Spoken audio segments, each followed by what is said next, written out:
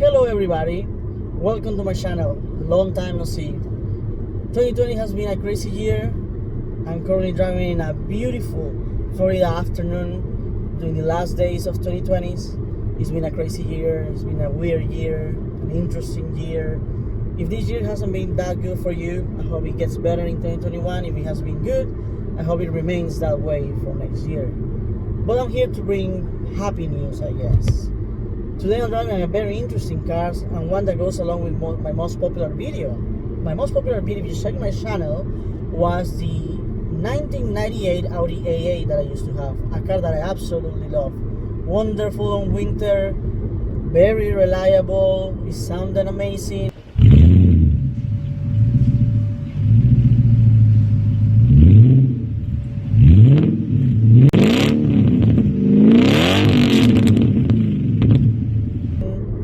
It was very cheap to take care of and it looked fantastic.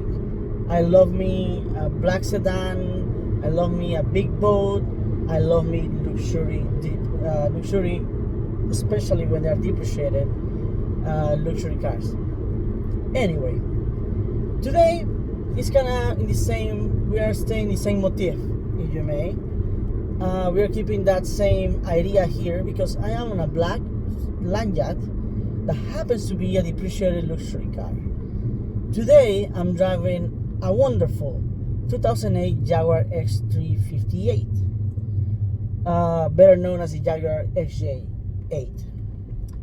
This car is the last classically styled Jaguar.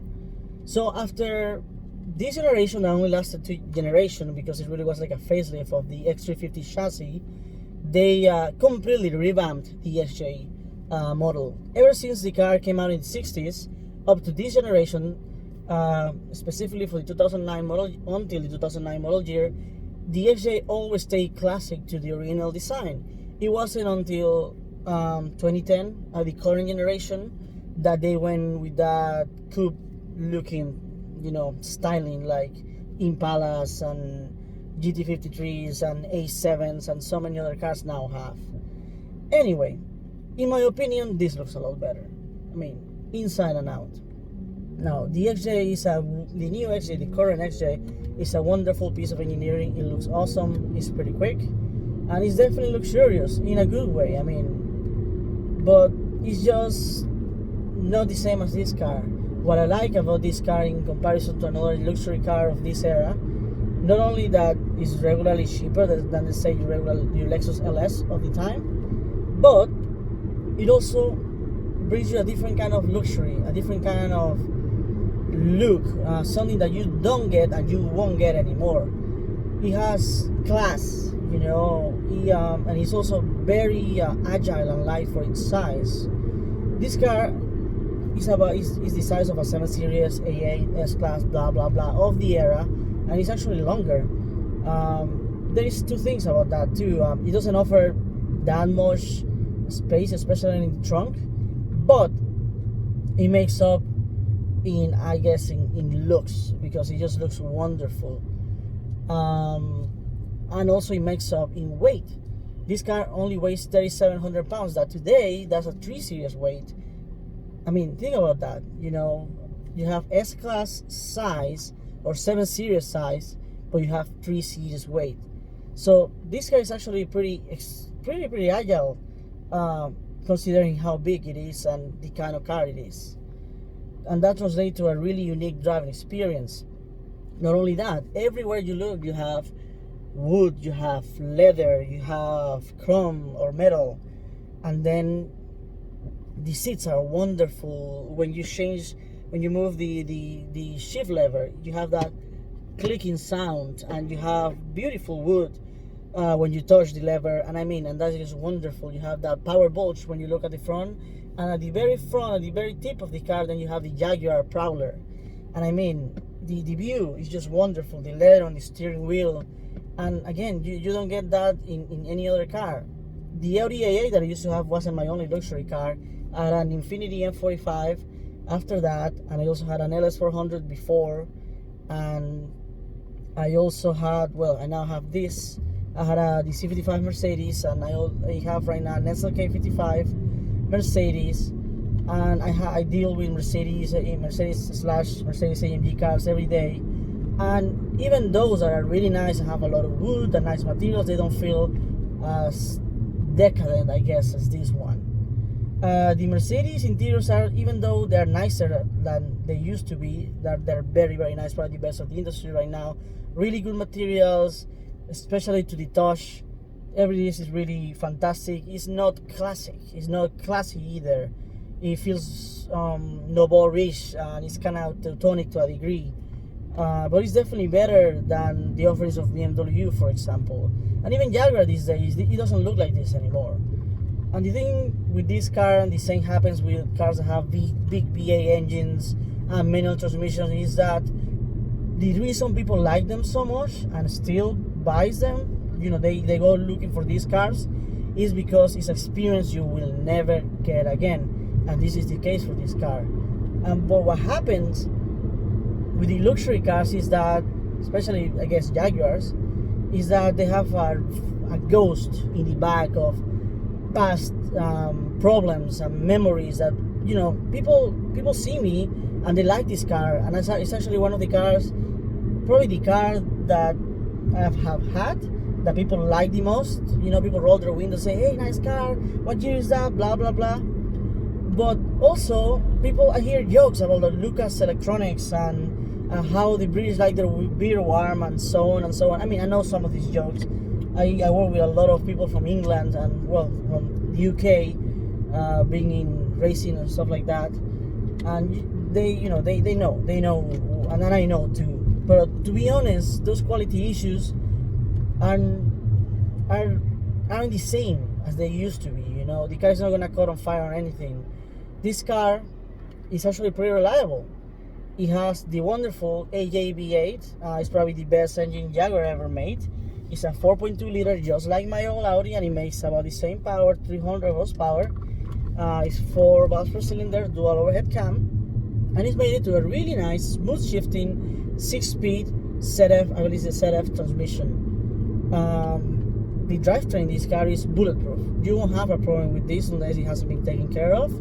But the biggest problem with this car comes from two things. One, the air suspension. Number two, the build quality. The materials are excellent. I mean, real wood, real leather, that's not a problem. Everything looks beautiful. It's the way it's put together. For example, this car has a wonderful aluminum monocoque chassis. That is the reason why it's so light, and it's very, I guess, advanced. And it's put together like a plane, and it's blue in some areas and all that kind of stuff. But in the trunk, at least this car had water when I got it. It was a surprise when I got it.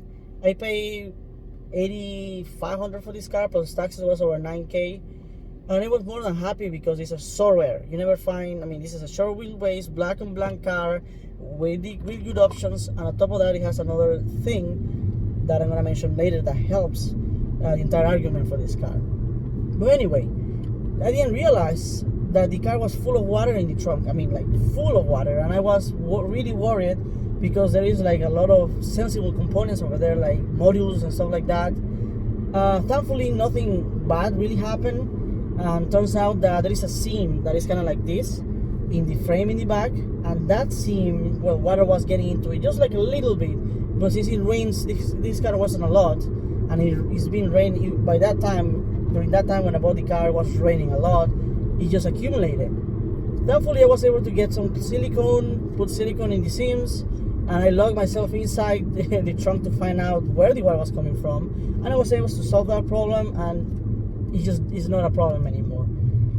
Other issues is like, I think because of that water and the closeness it had to some sensors and cables and so on, some stuff didn't work, like the rear parking sensors, but they started working again. And then the proximity sensors, and then what else? The controller. My door control didn't work, but then now it does. So stuff like that, and the way, for example, the door panel, it has a little wood insert in the door, and it looks wonderful, but it's not glued anymore, at least in the front. It's kind of like coming apart a little bit. But to be honest, other than those issues I've just mentioned, there hasn't been anything else wrong with the car. Oh yes, there is a light for like tire pressure that comes and goes. I mean, it will come on, like the entire system is there's a module for that too in the trunk, and that, like you said, like failed or is not working, something like that. But then in, you know, like it comes up now and then 15 minutes later it's gone, and then it doesn't show up. That has happened twice, but I don't really have any like problems, you know. There is just weird stuff like that seem just, I just feel they're part of the character of the car. But everything else on this car works, and it has the wonderful benefit that the air shocks has been replaced. Yes, and that is wonderful news, because they are expensive and they break often. This car has a coil suspension conversion. They are not worked with. I don't know. It's actually, I didn't know that they're in Merritt Island here in Florida, so they're kind of close to me. And they develop a shock kit for these cars and many others that have the same problem, and many others that, well, their suspension failed. Even though this suspension in these cars is not expensive as, let's say, ABC suspension in Mercedes, is still, you know, it can make a hole in your pocket. So yeah, IVAC worked together with Arnaud to design these shocks, and I feel they're doing a little bit too soft, but I feel the chassis is just good enough that you can still handle, you know, the car still handles and it still hug the roads. There is a little bit of body roll, but I believe that can be fixed if you get coilovers. The good thing about this kit is that you don't have a light in the dash, so you don't have any errors. They came up with this stuff called the EVC. I don't remember what it stands for, but it's pretty easy to install, and what happens is that it makes the car think that you still have air suspension. So no codes, no problems, and you just have that peace of mind that is just not gonna break because it's just not there. Other than that, this car offers luxurious memory seating. It has heated seats in all 4 seats. It has cool seats in the front. It has GPS. It has Bluetooth that actually works wonderfully. I mean, the GPS is actually not that hard to use either. It has dual zone climate control. You can put music and not music. Sorry, actually, I don't think you can put music. I haven't really tried, but I think the only thing you can do is like call, and that I use often, and it works wonderfully. Even though it's a 2008 car, you know, it's easier to use in some stuff that I've tried in newer cars. It has a touchscreen that actually works excellent. I mean, the response is great. It has parking sensors front and rear. They also work. The rears didn't work, now they do. And even though it only has 300 horsepower, this thing feels pretty quick. I mean, it feels faster than, let's say, BRC or FRS that I've driven. I mean, that's a pretty low bar, let's be honest. But again, this is a full-size luxury car. And then you have stuff like, obviously you have your cruise control. There's a button here that is used to like limit the speed. I guess it's very useful if you care about that sort of thing. But I guess I don't that much. This car will cruise in 80, 90, 100 or more, absolutely no problem. Smooth to drive. Steering is pretty direct. It's definitely a bit bacon center, but very good for a luxury car. And I guess really the major benefit of this car is just the way it looks and the way it makes you feel. So if you're looking for a luxury car, but you are tired of your Lexuses, Infinitis, BMW, Mercedes, I mean the basic stuff, and you don't want to be basic anymore, I would strongly suggest you look at one of these. You can get either an XJ8 or an XJR for around this money or less. This car, I got it with like 120,000 miles. I put 5,000 miles on it, actually almost 6,000 now. No problem, problem free, all good, driven all over the place. And also they offer again a unique experience. It makes you feel like $1 million, and people think you have money. I mean, my neighbors definitely think I have money, especially considering some of the cars I've had this year. But anyway, I get cars because I like how rare they are. I guess the fact that people think you have money is an extra benefit, or maybe not. But it's definitely a car that people will look at for sure. But anyway, this is my short review of my 2008 Jaguar XJ8, and I hope you liked it. I hope you enjoyed. If you like to see more content of this car, please comment. I think I would love to do a VIP build, kind of like I did with my Audi. I actually did a lot more than I showed in that video, but I just never filmed it. I just, I have pictures, so I'll share that some other day. So yeah, I may do a VIP build with this. It doesn't have air shocks. I can just put coilovers in it, put big wheels, make it look really nice. I mean, it will look like I'm gonna kill somebody. Consider it's a black car with really dark tinted windows. Nonetheless, again, thank you very much for watching. I'll see you next time.